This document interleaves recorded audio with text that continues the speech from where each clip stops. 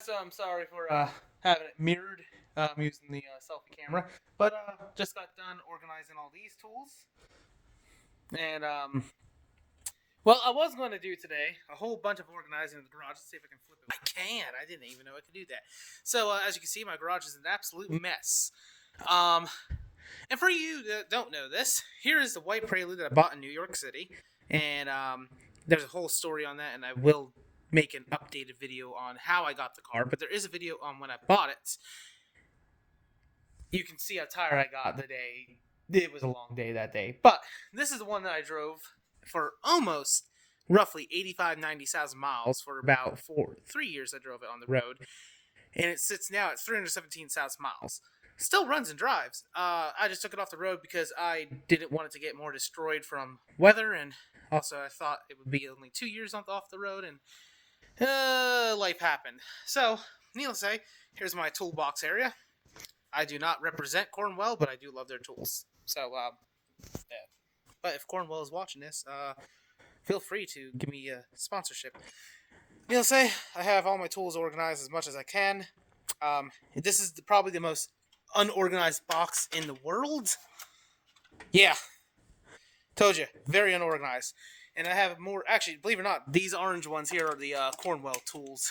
But, they're more beat up than my Stanley ones, and my Stanley ones, I honestly don't even remember why I bought them. I think it was just, they were a good deal, so I bought them, and I never really got to use them at all.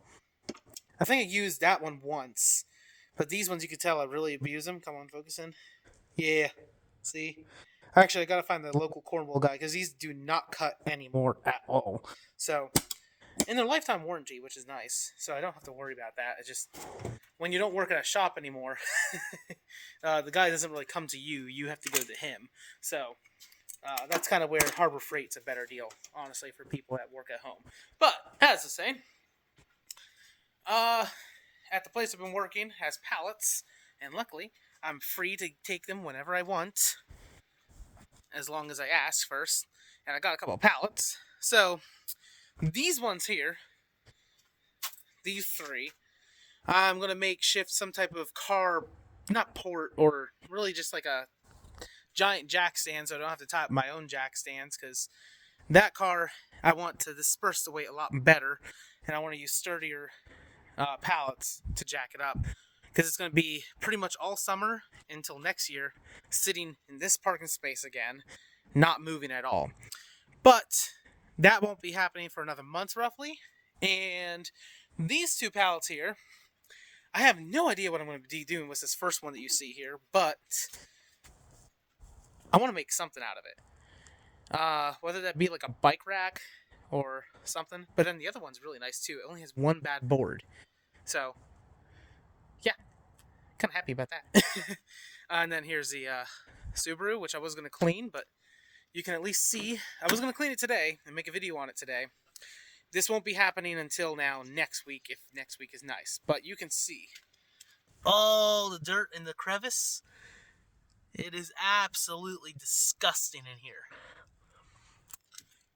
But this is what happens when you don't clean your car in like 3 months. And I kept up with it very well until last 3 months. It just got very busy.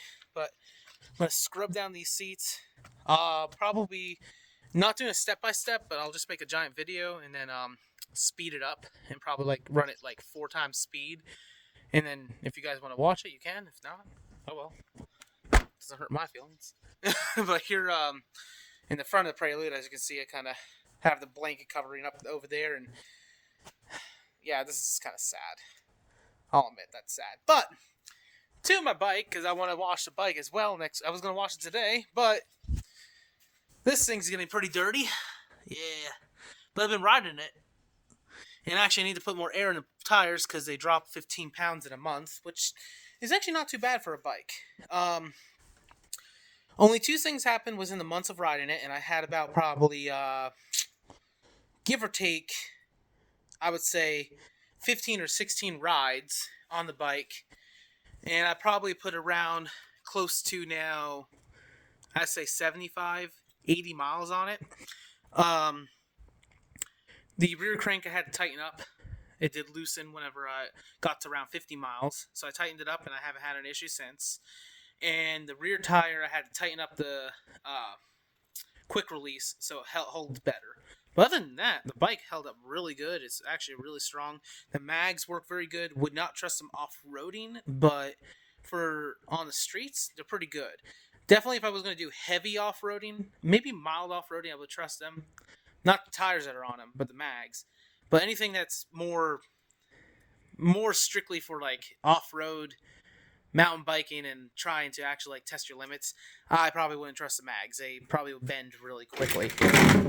But yeah, stay tuned, guys. Bye.